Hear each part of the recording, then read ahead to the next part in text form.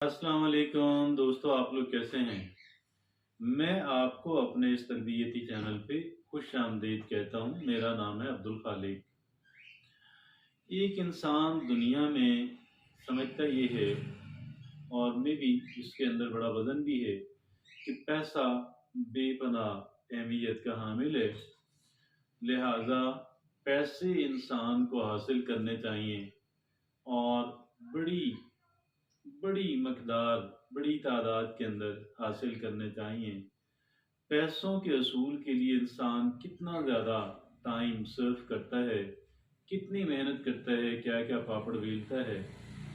और लेकिन हम जानते हैं, हम देखते हैं कि बाज़ लोग पैसे के गुरु होते हैं, और बाज़ पैसा कमाने के गुरु तो मकामी लेवल पे होते हैं, तो बाज़ नेशनल इंटरनेशनल लेवल के होते हैं।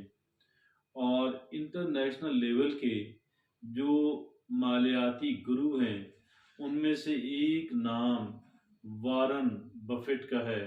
वॉरेन बफेट एक अमेरिकी बिलियनियर हैं, बेतहाशा दौलत कमाई, बहुत बड़े बड़े कारोबारों के मालिक हैं, अगरचे बहुत चैरिटी माशाअल्लाह करते हैं। आज हम इनकी जो फिलॉसफी है पैसे के बारे में, उस पे बात करेंगे। और ऐसी 10 बातें कि जिनको वॉरेन बफे जो है वो अपना असूल बना के, अपनी गाइडलाइन बना के पैसे की दुनिया के अंदर नेविगेट करते रहे। आज हम उन पे बात करेंगे। गोया उनकी जो फिलॉसफी, उनकी जो गोया कि उनकी जो दी गई टिप्स हैं, उन पे हम बात करेंगे। आइए देखते हैं कि वो कौन सी हैं। उसमें पहली है avoiding debt for depreciating assets. ये बड़ी दिलचस्प बात, बड़ी कीमती बात। Saving first and avoiding debt, especially for items that lose value over time. Avoiding debt for depreciating assets. देखें, हम लोग क्या करते हैं कि पैसों से, बाज़ औक़ात उधार के पैसों से ऐसी चीज़ें खरीदते हैं कि जिनकी अहमियत कम होती चली जाती है, कि जो डेप्रिशिएट करते रहते हैं। बाज़ चीज़ें तो एप्रिशिएट करती हैं, उनकी कदर कीमत के अंदर इजाफा होता है।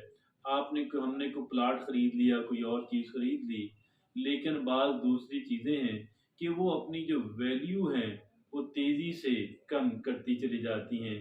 तो मैं ये समझता हूँ कि ऐसी जो चीज़ें हैं, जिन चीज़ों ने अपनी वैल्यू को बहुत तेज़ी से कम करना है, जो कर रही होती हैं, उनसे अवॉइड करना, उनसे बचना। और वो भी कर्ज की रकम पे अगर खरीदी जा रही हैं, तो ये गोया अपने पाँव पे कुल्हाड़ी मारने के मुतरादिफ है।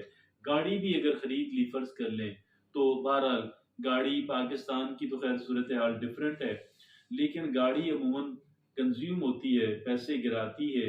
और इस वजह से वो तमाम तर चीज़ें कि जो डेप्रिशिएट हो रही हैं, कि जिनकी वैल्यू कम हो रही है, कर्ज की रकम से कभी ना खरीदें। ये है टिप नंबर 1। और जो दूसरी है वो कौन सी है? वो है frivolous spending. Even if you are buying the things you do not need. देखिएगा कि जी ऐसी चीज़ें कि जो गैर ज़रूरी हैं, आप उनको खरीदते चले जाते हैं। और इसलिए एक बड़ा दिलचस्प कह लें फ्रेज किसी ने लिखा कि if you are buying the things which you don't need, अगर आप ऐसी चीज़ें खरीद रहे हैं कि जिन चीज़ों की आपको ज़रूरत नहीं है, sooner you will be selling the things which you need, तो अनकरीब आप उन चीज़ों को बेचना शुरू कर देंगे कि जिन चीज़ों की आपको ज़रूरत है। इस वजह से गैर ज़रूरी जो चीज़ें हैं, उनको आप कतई भी ना खरीदा करें। दिस स्पीक्स टू इम्पल्सिव और अननेसेसरी परचेजेज़। ये जो इम्पल्सिव खरीदारी होती है ना, कि यानी आप गुज़र रहे हैं, अचानक आपकी नज़र पड़ती है किसी चीज़ पे, बंदे के अंदर से उबाल उठता है, बगैर सोचे समझे बंदा जाके वो चीज़ खरीद लेता है। तो ये है पहली बात। दूसरी बात और तीसरी बात कौन सी है? High interest debt. बाद लोग, अब देखें ना, ये डेट जो है, सूद पे जो कर्जा है, सूद पे जो की चीज़ खरीदा गया, लिया गया जो कर्ज है, मसलन ये जो होता है अपना क्रेडिट कार्ड होता है, इस पे बहुत हाई रेट लगता है कि paying high interest on credit card, you know or loans can significantly drain financial resources. जो भी चीज़ें हम ज़्यादा बहुत ज़्यादा सूद की शरह सूद बहुत ज़्यादा अदा करके जो कर्ज लिया जाता है, किसी भी गरज से हो, बहुत डेंजरस है, किसी सूरत नहीं करना चाहिए। आगे जो चौथी बात क्या है कि नेग्लेक्टिंग इन्वेस्टमेंट, आप इन्वेस्टमेंट को नज़रअंदाज कर रहे हैं, कि ये इन्वेस्टमेंट को नज़रअंदाज कभी ना कीजिएगा, चाहे कितनी ही मामूली इन्वेस्टमेंट क्यों ना हो। जो इंसान इन्वेस्टमेंट करता है वो आहिस्ता आहिस्ता इन्वेस्टमेंट के अंदर स्किल हासिल होती चली जाती है और इन्वेस्टमेंट की रकम भी बढ़ती चली जाती है। आपके पास जितने भी पैसे आप इन्वेस्ट कर सकते हैं, ज़रूर इन्वेस्टमेंट कीजिएगा। इन्वेस्टमेंट जो होती है वो एक इंसान को आगे लेकर जाती है, इंसान को तरक्की दिलाती है। वो है कि neglecting investment, never depend on single income. Invest to create a second source. Investing to build wealth and not just relying on income. देखिए कि ये वही बात हो रही है, चौथी बात कि इन्वेस्टमेंट जो है आप कतन भी उससे कह लें उसको बड़ी अहमियत दें। और इसकी वजह यह है कि अगर एक ही सोर्स ऑफ इनकम है उस पर अगर जवाल आ जाए तो फिर क्या बनेगा। इस वजह से असासे ऐसे कि जो वैल्यू बढ़ाएं, असासे कुछ ऐसी इन्वेस्टमेंट करें कि जो लाजिम, कभी इन्वेस्टमेंट को नज़रअंदाज ना करें। पांचवी बात क्या है, एक्सपेंसिव हैबिट। अब ये महंगी आदत कौन सी हैं। Warren Buffett is known for his frugal lifestyle. जो वॉरेन बफे है, क्योंकि आज हम उनकी फिलोसफी बयान कर रहे हैं, वो किफ़ायत से जीते हैं।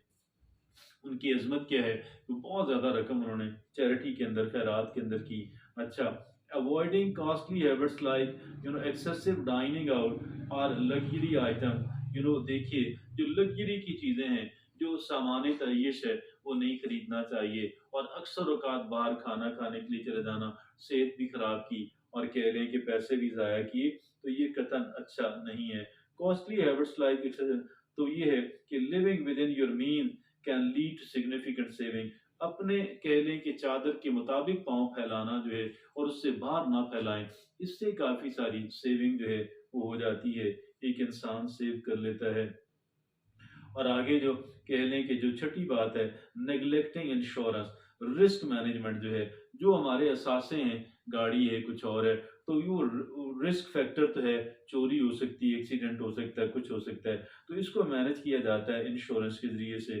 Not having adequate insurance can be a costly mistake, कि एक मुनासिब कह लें कि इंश्योरेंस अपने असासों की ना कराना, ये एक बड़ी महंगी गलती साबित हो सकती है। लिहाजा यहाँ पे इंश्योरेंस को जो है वो उस पे जोर दिया जा रहा है। और आगे जो सातवीं बात है, पेनी वाइज पाउंड फुलिश। बाद लोग पेनी वाइज पाउंड फुलिश होते हैं, यानी छोटी छोटी रकम बचाते हैं, बड़ी रकम ज़ाया कर देते हैं। Buffett believe in in value, not just cheapness. Sometimes being overly frugal about small thing can lead to more significant expenses letter.